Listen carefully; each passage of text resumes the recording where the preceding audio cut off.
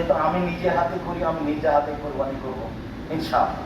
তো 2 নম্বর কাজ হলো কোরবানি করা, 3 নম্বর কাজ হলো মাথা নেড়ে করা। আমার বোনেরা সাথে একটা কেচি রাখবেন, মাথা চুটে এসেছে কি কেটে দিলেই হতো।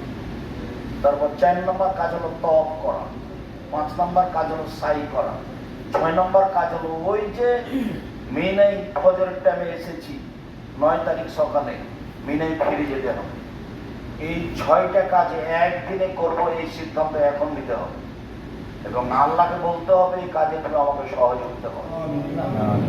সিরিয়াল 1 পাথর মারা, 2 কোরবানি করা। কোরবানি কিন্তু হজের জরুরি বিধান, যার কারণেই রমজানের শেষ দশক থেকে যুলহিজ্জার প্রথম দশক বেশি দামি। বলেন কি আব্দুল রাজ্জাক সাহেব, রমজানের শেষ দশকের চেয়ে যুলহিজ্জা কুরবানির মাসের প্রথম দশক বেশি দামি? জি, আল্লাহর নবী তাই বলছে। তখন বিদ্বানেরা বললেন যে কিভাবে বেশি?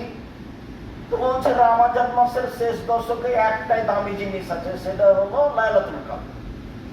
আর যুলহিজ্জার প্রথম দশকে 3টা দামি জিনিস আছে, তার একটা হলো কুরবানি, এটা হলো হজ, আর একটা হলো আরাফা।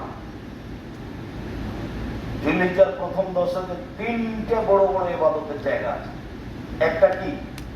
কুরবানি, একটা হলো হজ, আর একটা হলো আরাফা। যার কারণে যুলহিজ্জার প্রথম দশক রমজানের শেষ দশকের চেয়ে দামি। তো তার একটা বড় ইবাদত হলো কুরবানি। কুরবানি কিন্তু আল্লাহকে সন্তুষ্ট করার অনেক বড় মাধ্যম, আর হজের সাথে ওটাকে লাগিয়ে দেওয়া হয়েছে। 1 পাথর মারা, 2 কুরবানি করা, 3 মাথা নেড়ে করা। মাথা নেড়ে করবেন। আব্দুল রাজ্জাক আপনি যে ছোট করে রেখেছেন, আমি ছোট করে রেখেছি, যাই যে আমি সেদিন নেড়ে করবো এই অপেক্ষা আর কি। তো যারা মাথা নেড়ে করবে তাদের প্রতি আল্লাহ রাসূল 3 বার ক্ষমা চেয়েছেন তাদের জন্য, আর যারা চুল ছোট করবে তাদের জন্য আল্লাহ রাসূল 1 বার ক্ষমা চেয়েছেন। তাহলে অনেক ভালো হয়ে গেল। আর মহিলাদের তো আর মাথা নেড়ে করার বিষয় নেই, ওদের হজ সফর ভারী হলেও অনেকটা সহজ আছে, পোশাক লাগে না। আচ্ছা, 1 পাথর মারা, 2 কুরবানি করা, 3 মাথা নেড়ে করা, 4 তওয়াফ করা, 5 সাই করা, 6 মিনে ফিরে যাও। মুখস্থ করেন তো দেখি সিরিয়াল। আমার বোনেরাও করেন, আপনারা করেন তো দেখি। 1 পাথর মারা, 2 কুরবানি করা, 3 মাথা নেড়ে করা, 4 তওয়াফ করা, 5 সাই করা, 6 মিনে ফিরে যাও। এটা সিরিয়াল করে রাখেন, আর এমন ভাবে ইরাদা রাখবেন ওই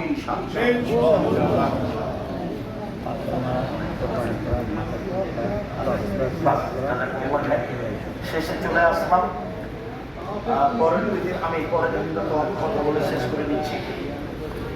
হারামে 2টা জিনিস 24 ঘন্টা চলবে, তার হলো সালাত আর হলো তওয়াফ।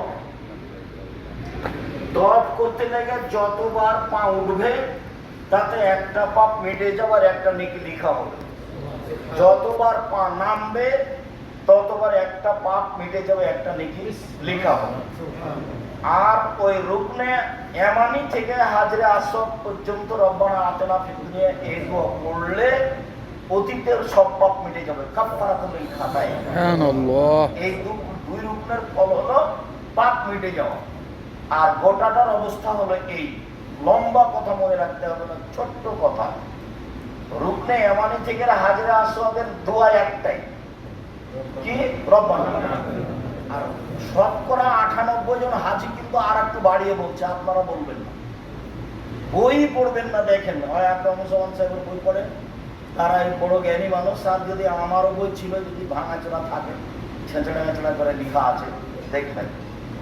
দুর্বল কোন পথের আমি আশ্রয় নিই নাই, আলহামদুলিল্লাহ। 24 ঘন্টা ফরজ সালাত ব্যতীত তওয়াফের চেষ্টা করবে আমার দিনী ভাই বোন সবাই। মহিলাদের তো কোনো সমস্যা নেই, যা ভিড় আছে এই জন্য এসেছেন, ঘরে সুখ করে থাকার চেষ্টা করবেন না।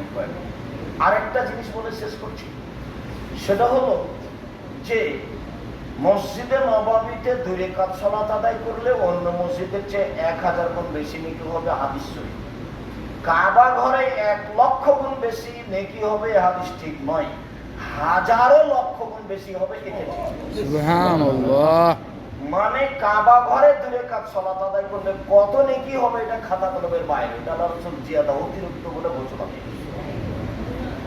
কোরআন মাজিদ জঙ্গলে পড়লেও অক্ষরপ্রতি 10 নেকি, কাবা ঘরে হেলাম দিয়ে পড়লেও অক্ষরপ্রতি 10 নেকি। কাবা ঘরে এসে কোরআন মাজিদ পড়েন, ভালো কাজ, কিন্তু তার চেয়ে সবচেয়ে ভালো কাজ কি বলেন তো? আর কাবা ঘর একটা জায়গা যেখানে 24 ঘন্টা সালাত চলবে, নিষিদ্ধ সময় নেই। ইয়াবদে মানাফ লা তামনা আহাদান আয়াতুবা ওয়া ইসাল্লি লাইলান ওয়া নাহারান, 24 ঘন্টা তওয়াফ চলবে, 24 ঘন্টা সালাত চলবে, নিষিদ্ধ সময় কাবা ঘরে নেই। হয় সালাতে থাকবেন, না হয় তওয়াফে থাকবেন। সালাতে থাকবেন না হলে তওয়াফে থাকবেন। যে কয়েকদিন আছেন শক্তিতে যতটুকু কুলাই, তবে হজে এসেছেন ওটা যেন খুব ভালো মনে থাকে। সেদিন কোনো মাথা ব্যথা, ঘাড় ব্যথা হিসাব করবেন না। শুকরিয়া, জাযাকুমুল্লাহ খাইর। আমরা আল্লাহ তাআলা কবুল করে এই বলে আজকে আজকে কেবল শুরু হয়েছে, ইনশাআল্লাহ আজকে কেবল শুরু হয়েছে। আমরা রিসিপশনে উস্তাদ আপনি যদি অনুমতি দিয়ে আপনাদের প্রোগ্রামগুলো সাহিত্য খুবই কাপ ব্যাপার, তাহলে আপনি এখানে হয়তো যে অনেকের প্রশ্ন আছে, অনেকের কথা আছে, আপনি 1 মিনিট আসসালামু আলাইকুম।